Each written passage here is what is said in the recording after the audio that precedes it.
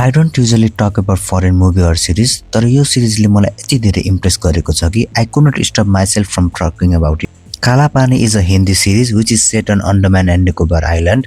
Story चाहिँ सुरु हुन्छ जब एउटा भाइरस ब्रेकआउट हुन्छ आइल्यान्डमा, त्यसपछि स्टोरी कन्टिन्युज हुन्छ कसरी सर्भाइभ गर्ने भनेर. Not only that, it dives deep into human nature, जहाँ चाहिँ डाक्टरहरू भाइरसको क्योर खोज्छन्, टुरिस्ट जो आइल्यान्डमा घुम्न आएको हुन्छ उनीहरू आइल्यान्डमा ट्र्याप हुन्छ, government struggle to control the chaos, अनि important factor hidden truth about island history coming to light. What I love about this series is हरेक क्यारेक्टरको ब्याक स्टोरी एकदम डिटेलमा देखाएको छ, त्यही कारणले you will get connected with the character. Sameer Saxena who is the creator of this सिरिजले चाहिँ एकदम एफोर्ट लगाएर यो सिरिज बनाएको छ.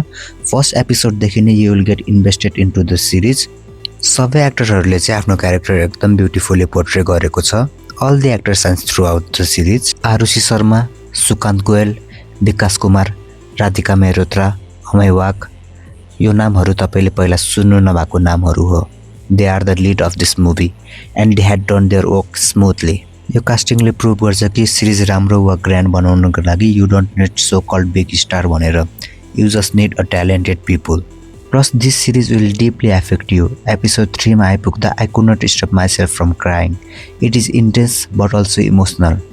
काला पानी एउटा सर्भाइभल थ्रिलर मात्र नभइकन it's a mirror to humanity.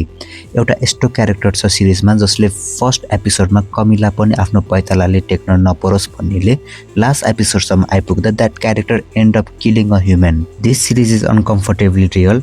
यत्रो भाइरस ब्रेकआउट हुँदा अनि सम अफ द पिपुलले चाहिँ आफ्नो फाइदाको लागि मात्र सोच्छन् भने सम अफ द पिपुलले चाहिँ अरूको बारेमा मात्र. I agree, I am little late to the party. यो सिरिज चाहिँ 2023 मा प्रिमियर भएको हो. Hands down, this is one of the best series India has ever created. Unfortunately, यसको season 2 is on the limbo किनकि Netflix सँग budget छैन रे season 2 को लागि. I mean like they had budget to make season 4 and 5 of unwanted and trash series. तर यस्तो powerful र इम्प्याक्टफुल सिरिज को season 2 बनाउनको लागि चाहिँ Netflix सँग पैसा छैन. Wow, just wow. At the end, I just want to say, please watch this series. You will love it.